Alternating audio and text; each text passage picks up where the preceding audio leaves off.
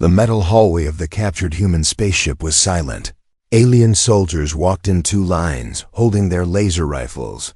In the middle walked Queen Valrina, ruler of the Valorian Empire. She was tall, graceful, and deadly. Her armor shone with black and gold patterns, and her long silver cape touched the floor. Everyone feared her, even her own people. This was not her first time boarding a human ship. She had destroyed hundreds during the war, but something about this ship felt strange, like a whisper from the past. Her eyes scanned the humans standing in chains, prisoners, soldiers, engineers, nothing interesting, until she saw him. He was standing near the control deck in a human security uniform, young, strong, with brown hair and sharp eyes. He looked confused, unsure why the Queen herself had entered. But when their eyes met, time stopped. Queen Valrina froze. Her heart, which had not felt anything in decades, skipped a beat. She stared at the human like she had seen a ghost, and in a way, she had. This guard, this human, looked exactly like someone she once knew, someone she had loved, someone who had broken her. His name was Jace, and he had died more than 40 years ago. The Queen said nothing for several seconds.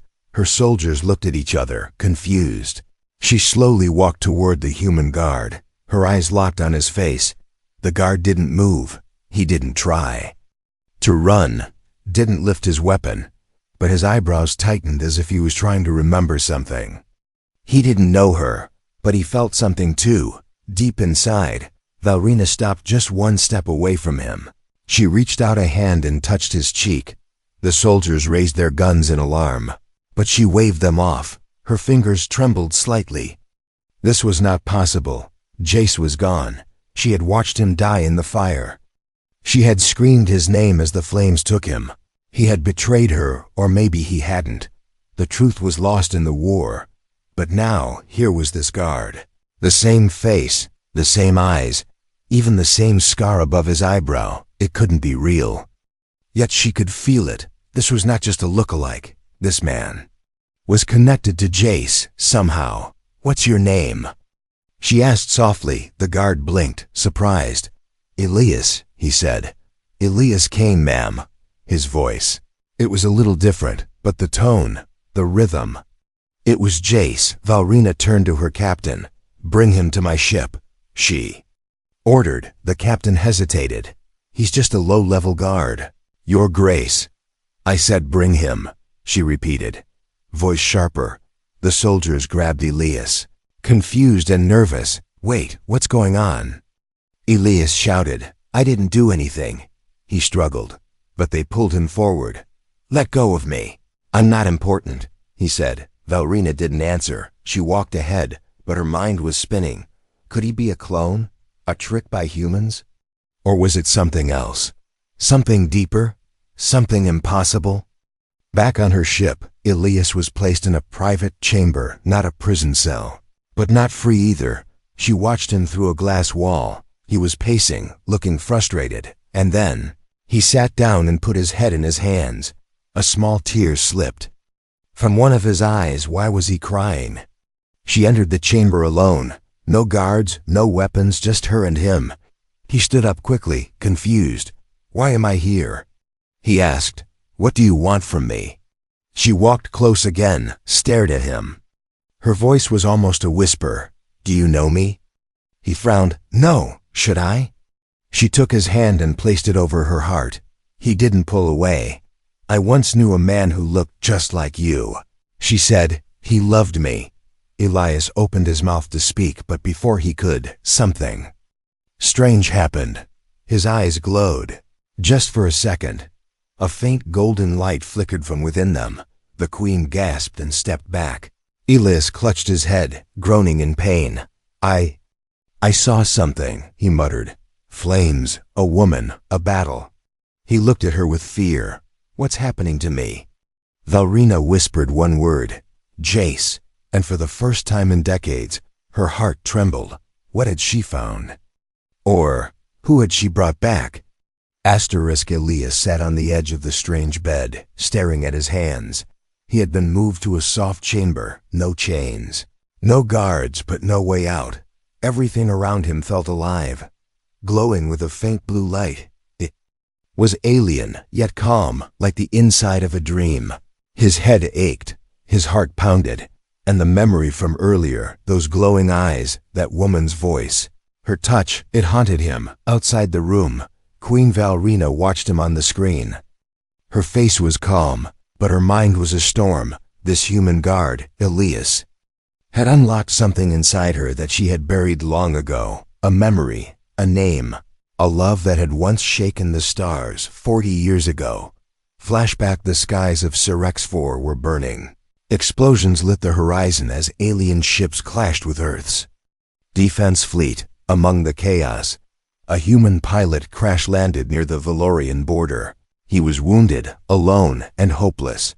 His name was Captain Jace Kellen. Queen Valrina, still young then, found him lying near the forest edge. She pointed a blade at his throat, but he smiled weakly. "Go ahead," he had said. "You might be the last face I ever see, and you're beautiful." She should have killed him, but she didn't. Instead, she healed him, questioned him, argued with him. Days turned to weeks, hate turned to curiosity, curiosity turned into something neither of them expected. They met in secret. He told her stories about Earth, oceans, pizza, old music, family. She showed him the sacred stars, glowing gardens, and mind-bond rituals. Two enemies from two worlds fell in love under a war-torn sky. But peace is not born easily. When her generals found out, they called her a traitor. When his leaders found out, they sent a kill order. Jace tried to stop the war. He made a secret deal with both sides, but someone betrayed him. He died in a blast right in front of her. She held his burned body in her arms, swore revenge, and never loved again. Present-day Valrina turned away from the screen. Elias still didn't know who he truly was, but the glow in his eyes, that wasn't human. That was Valorian, and only one man had ever carried both bloods in him. Could Jace's soul be alive inside Elias? Was this some kind of rebirth? Or a clone made by secret labs? She had to know the truth. Prepare a blood scan, she ordered her medic, and run a memory trace. "But Your Grace," the medic hesitated. "Do it quietly," she said. "No one must know about this yet." Inside the chamber, Elias stood up and looked in the mirror. His face was pale, sweat on his brow. "I'm going crazy," he whispered. But then, the flash hit him again, this time stronger. He saw himself older, with a beard, flying a ship. He saw her, Valrina, laughing, wearing a silver crown. He saw a kiss under a glowing tree. And then fire, screams, pain, and her voice screaming his name. He collapsed to his knees, gasping. His heart was beating too fast. "What is happening to me?" he cried. "Who am I?" The chamber door opened. She stepped inside, calm as ever, but her eyes were softer now. She saw the fear in him, and maybe the spark of someone she had lost. "You are Elias," she said, "but you carry someone inside you. Someone I once loved." "I don't understand," he said, shaking. "I'm just a guard. I grew up on Mars colony. I've never even met you."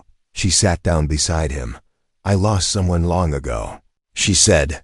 "A human like you, but stronger, braver. He died because he tried to make peace. I see him in your face," she whispered. "But more than that, I feel him." Elias looked into her eyes, and something inside him unlocked again. He spoke words he didn't understand, in a language he'd never learned. It was Valorian. Her eyes widened. It was a private phrase, one Jace had whispered to her once in bed. "Even stars fall for you." Tears welled in her eyes, but she hid them quickly. "Who are you, Elias Kane?" she said softly. I don't know anymore," he replied. The medic entered quietly and handed her a device. She looked at it. Her eyes scanned the numbers, then froze. 97% DNA match to Jace Kellen. Her hands trembled. This was not a copy. This was not an accident. Elias was him, or at least a piece of him reborn. Created? She didn't know yet, but one thing was clear. The past was no longer buried. It had returned. We're in a new phase, and the galaxy was not ready for what was coming next. The nights on the alien ship felt different. They weren't cold, but they weren't warm either. The air hummed with quiet energy, as if the ship itself was breathing. Elias lay on the strange bed, wide awake, the soft blue lights around him dimmed slowly, like a heartbeat. But sleep didn't come. He was afraid to close his eyes, because when he did, the dreams came back, and in those dreams he wasn't Elias, he was someone else. A man with war in his hands, love in his heart, and betrayal on his back. Flash, a burning ship, he was shouting orders. Smoke in the air, alarms blared. Protect her, he yelled.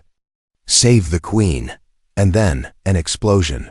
Fire surrounded him, pain filled his body. And in the end, silence. Elias sat up, gasping.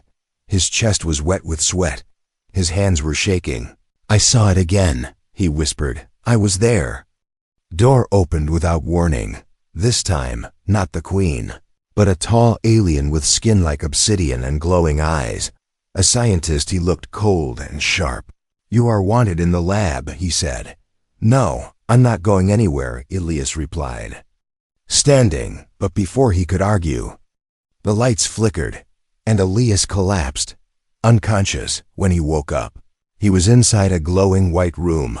Soft sounds echoed around him, machines, whispers, footsteps. He was strapped to a floating chair, wires connected to his temples. Queen Valrina stood nearby, her hands behind her back, expression unreadable. We didn't harm you, she said calmly, but we had to see what's inside your mind. Elias looked around in panic. You said I wasn't a prisoner, he said. You're not, she replied.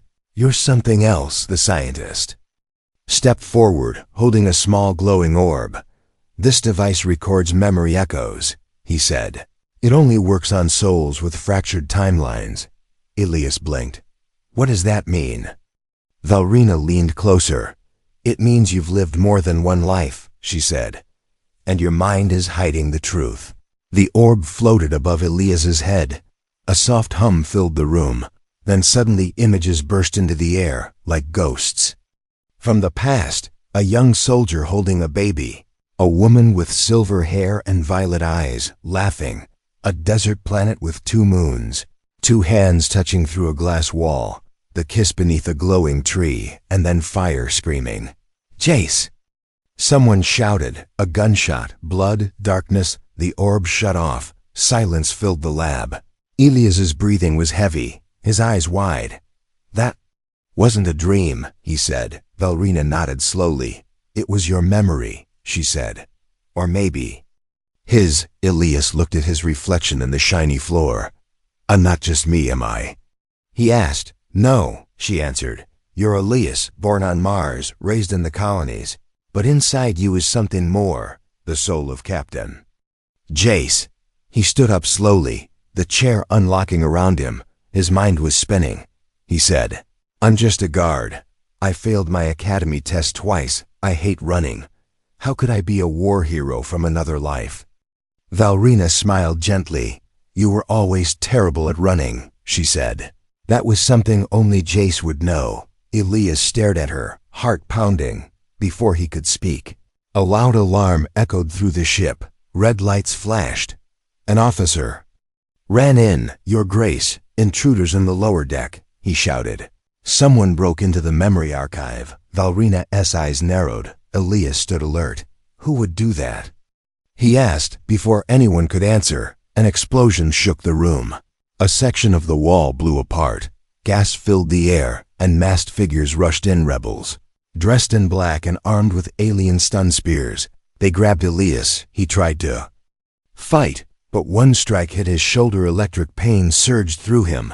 Valrina screamed, Do not touch him, but it was too late. The rebels escaped through a hole in the wall, taking Elias with them. Hours later, in a hidden ship drifting in deep space, Elias woke up again. He was surrounded by strange faces, half human, half alien. One of them, a woman with robotic eyes, leaned forward. We've been looking for you for years, she said. You are the key to everything. I'm not who you think I am. Elias replied. "Oh," she smiled. "We know exactly who you are." She held up a hologram. It showed Jay standing beside Valrina, a peace treaty glowing between them. A moment that never happened, a future that was stolen. "You were meant to end the war," she said, "but they killed you first. Now you have a second chance." Elias's eyes burned again, glowing gold for a moment. The rebels bowed their heads. One whispered, "Welcome back, Captain." Elias sat in silence. The room was dim and quiet. The walls were made of metal, but covered in old cloth to feel less cold. A soft light pulsed from the ceiling. It felt like a heartbeat, or maybe his own. The rebels had taken him hours ago. They said they weren't enemies. They said they were his allies, but he didn't know what to believe anymore. A woman with robotic eyes stood in front of him. She hadn't given her name, but she had called him something no one else had. "Captain, I'm not him," Elias finally said, his voice shaking. "I'm not Jace." The woman sat across from him. Her eyes glowed faintly, scanning his face like a machine. "But your soul is," she said, "and your memories are." Waking up, Elias looked away. His head hurt constantly now, every dream, every second of sleep filled with visions that weren't his, but they felt real, too real. "I saw myself," he whispered, standing with her, holding a treaty in my hands. "We were going to stop the war, but then someone shot me." The woman nodded. "That wasn't just a dream," she said.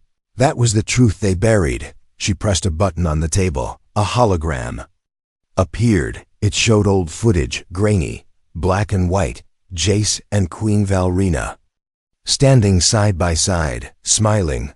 Behind them, human and alien leaders shaking hands. "This was never broadcast," she said. "They erased it. They killed you before peace could begin." Elias stared at the image. A strange heat burned in his chest, not fear, not sadness, something sharper, like betrayal. "You were meant to unite two worlds," she said.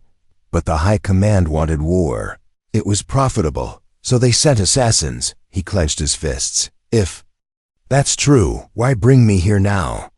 "I'm just a broken copy," he said. "A shadow of a dead man." The woman leaned forward, her voice low. "No," she said. "You're the spark we need. You have his memories, his instincts, and his courage.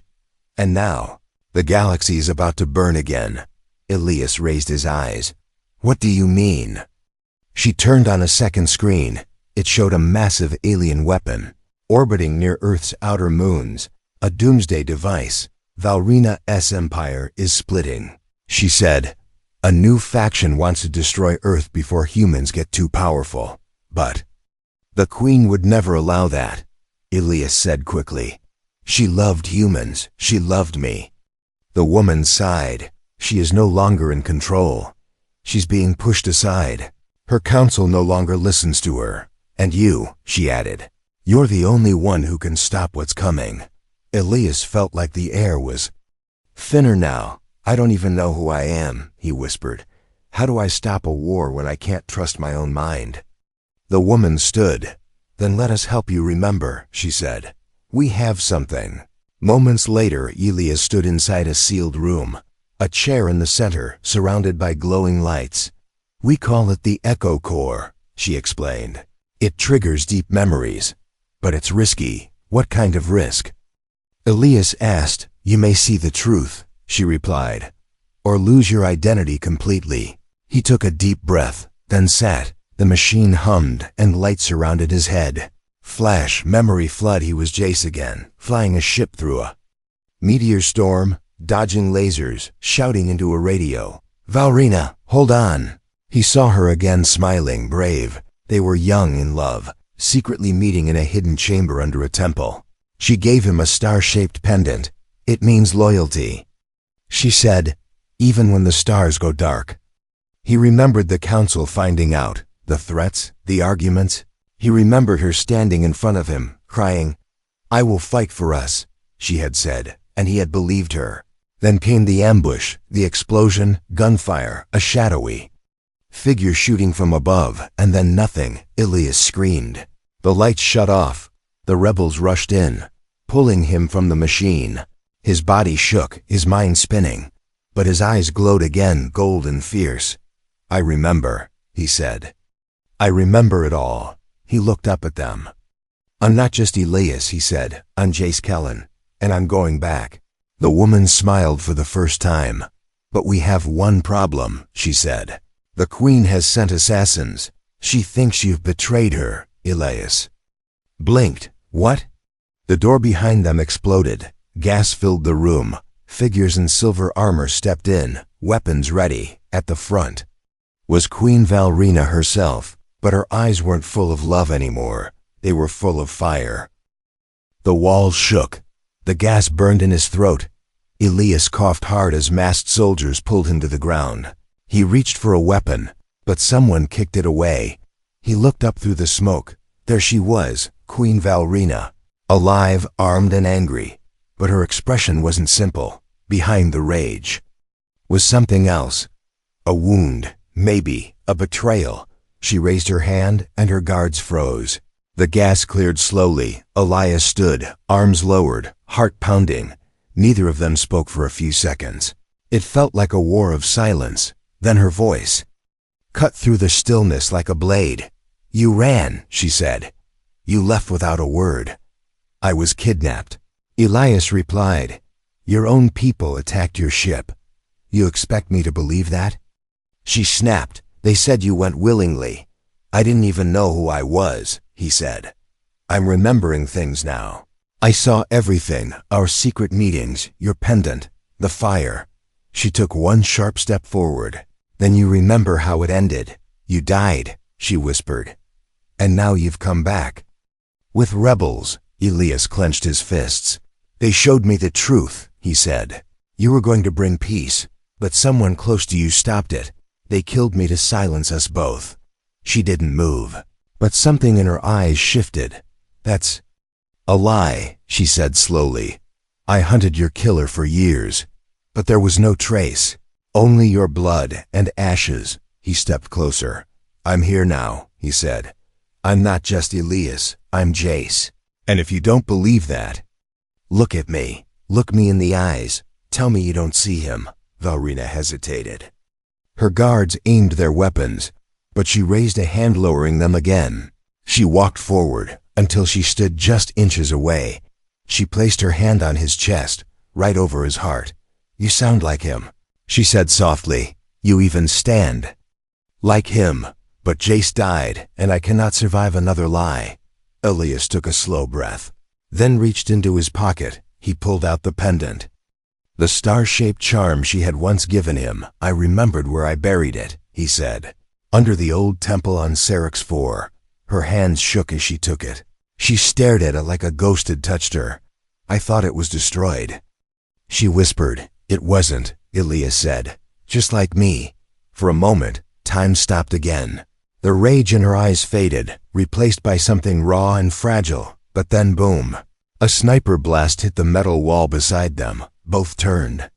Fast, more explosions followed. The base was under attack. "Who is it?" Elias shouted. "Not mine," Valrina yelled. "They're not yours?" "No," she shouted back. "Something else is coming." A new wave of soldiers stormed in. Black armor, red visors, no emblems. They weren't rebels. And they weren't hers. Valrina's voice dropped. "They're from the Purge Wing." She said, "They answer to no one. Not even you?" Elias asked. She didn't answer. She just pulled her blade and stood beside him, back to back, like they once were. "You ready?" She asked. "No," he said, "but let's do it anyway." The battle was fast, chaotic, brutally Liss fought like a man possessed. Each move instinctive, each strike like someone else was guiding him. Memories poured in mid-fight, how to disable a blaster, how to block a plasma strike. Valrina moved with grace and power, her armor shining with firelight. They fought together, perfectly. Like muscle memory built over lifetimes, like they'd done this 1,000 times before. When the last soldier fell, silence returned. Smoke filled the air. Their breaths were heavy, shoulders rising and falling. Elias dropped to his knees, blood On his hands, not his own, but it still felt like a loss. Valrina looked around at the fallen soldiers. "They weren't here for you," she said. "They were here for both of us." "Why?" Elias asked. "Because we're dangerous," she replied. "Together." She offered her hand. He took it, their fingers locked like puzzle pieces. "You were reborn for a reason," she said. "And now we need to find out who's behind this." But before they could take a step, a high-pitched signal echoed from Valrina's wristband. She checked it and froze. Her voice was dry when she spoke. "They've activated the Earth Protocol." "What's that?" Elias asked. She looked at him slowly. "It means," she whispered, "Earth will be destroyed in 7 days. * 7 days. That's all the time Earth had left. Queen Valrina's voice still echoed in Elias's mind. "They've activated the Earth Protocol." She didn't speak again as they escaped the ruined rebel base. Neither did he. There was nothing left to say in that moment. The stars outside the window of the escape shuttle shimmered like cold fire. But Elias wasn't looking at them. He was staring at the floor, trying to breathe, trying not to scream. The idea of Earth, his home, burning in 7 days, it was too big, too fast. He had only just found out who he really was. Now he had to save a planet. They landed on a hidden moon, neutral space, no flags, no armies, no laws, only outcasts, old smugglers, and silent watchers. Valrina brought Elias to a small cave covered in dust and light vines. "This place," she said quietly, "belonged to someone I trusted once." "Another secret?" Elias asked. "No," she said. "A memory." Inside the cave, the walls were covered with ancient symbols, Valorian and human alike, painted in secret by Jace years ago, before his death. "I used to come here to feel close to you," she whispered. "I didn't know you'd ever return." Elias looked at the paintings. He didn't remember making them, but they made his chest ache, like touching something sacred. Later that night, a figure entered the cave, tall, armored in rust-colored plating. His face was covered by a strange breathing mask. Valrina stood quickly, drawing her blade. "Relax," the man said in a deep voice. "If I wanted to kill you, I'd have done it before you landed." Elias stepped between them. "Who are you?" The man removed his mask. He was human, but barely metal replaced one eye, and half his face looked burned. "Name's Calder," he said. "Used to be a spy for Earth's Deep Division. Now I work for the ones who still care about Earth. You know about the protocol?" Elias asked. Calder nodded. "I helped build it." Silence hit the room like thunder. "You built the weapon that will destroy Earth?" Valrina said coldly. Calder raised his hand. "I didn't design it to be fired," he said. "It was supposed to be a threat, not a trigger. But someone overrode it. Someone with high authority." Elias stepped forward. "Who?" Calder shook his head. "No name, no face. They used the code name Spectre." Valrina narrowed her eyes. "I've heard that name before," she said. "He worked inside both empires." "He still does," Calder replied, "and he wants Earth gone, because peace weakens profit and fear makes power grow." They sat around a small fire. For a while no one spoke. Then Elias broke the silence. "So what do we do?" "We find Spectre," Calder said. "We break into the core vault, and we stop the countdown." Valrina shook her head. "That vault is on the Black Station, guarded by machines that don't sleep, surrounded by fleets that shoot." "Before asking, we'll need help," Elias said. "More than just us," Calder smirked. "I've got someone." The next day, they met her, a rogue AI named Luna, downloaded into a humanoid body made of living glass. She had once controlled a city. Now she lived on the run. Luna tilted her head when she saw Elias.